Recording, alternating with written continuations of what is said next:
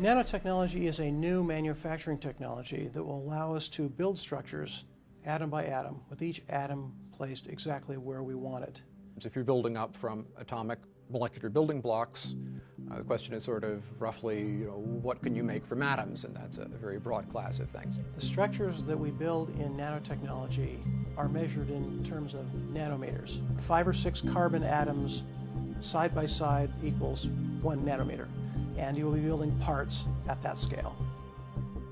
There's a very conservative design for building computers, comparable in power to modern CPUs, but occupy approximately 1 cubic micron. Putting the power of a modern-day CPU into a cubic micron lets you deliver that kind of computational power in a volume that's about 1/1000th that of one of the cells in your body. That says something about the kinds of tools that will be available for biomedical instrumentation and intervention in the future. Increasingly, we're seeing software being translated into material objects. We can go a lot further in that direction. The idea is that we'll have machines on our desks that can extrude material of any type. You can think of it sort of like the Star Trek replicator. You ask for what you want, you provide raw materials and energy, and out comes the object, perhaps with embedded computation. So how would I send a device to you? You would send an object just as information through the internet, a file containing data.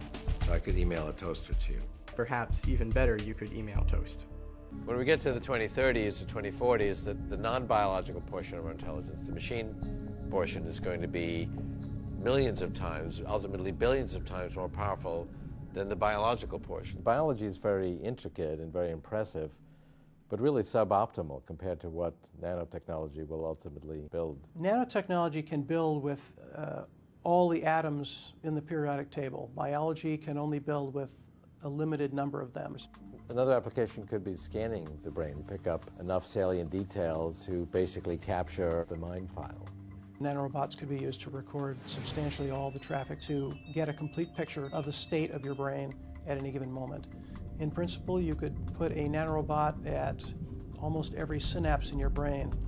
Once you do that, the nanorobots could be able to read out the signals that were being transmitted. So in that sense, you could take complete control of the human mental apparatus, the visual apparatus, the hearing apparatus. So we could back up our brains. In principle, that's possible, yes. And that could extend our intelligence, maybe extend our memory, but it could also provide virtual reality from within the nervous system. Shut down the signal coming from your real senses and replace them with the signals that you would be receiving if you were in the virtual environment. We could think of it as places that don't exist in physical space, but that people can inhabit and meet and do things that humans do, build things, exchange things. And the wonderful thing is, reality's just gotten a lot bigger.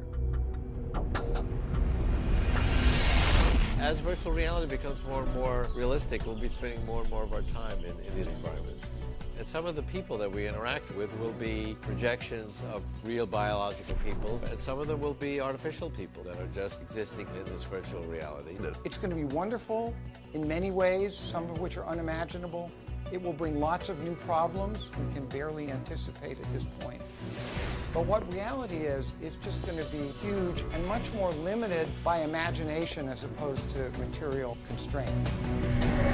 Nanotechnology eventually will be self-replicating. It'll be feasible to create an entity that could actually go into a natural environment, gather materials to create a copy of itself, and self-replicate, just the way biological cells do that. What it is you have a large number of nanorobots slowly and quietly replicate themselves, not enough to generate much of a heat signature. And then when there's enough of them, they suddenly turn to an attack phase. And in approximately 90 replications, they could devour the entire ecosphere. This is sometimes called the gray goo scenario.